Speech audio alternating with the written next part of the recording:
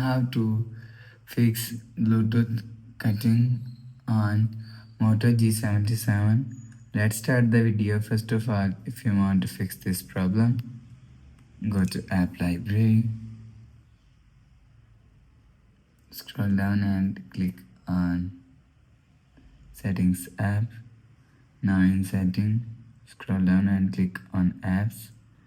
After click on Apps, see All Apps, search Bluetooth. For example, this is Bluetooth, and click on Storage and Cache and click on Clear Cache.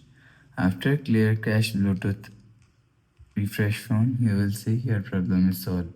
But if it not solved, restart device. Just click and hold power button and volume up button, and you will see restart phone from here.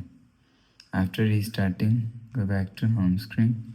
You will see your problem is solved.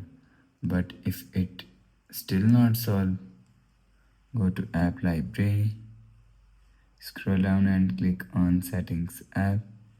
Now in Setting, search Software Update. You will check your software update is latest. If it not latest, update your software latest. After update software latest, go back to home screen. You will see your problem is solved. So that's how you can fix Bluetooth cutting on Moto G77. If you like the video, please subscribe. Thanks for watching.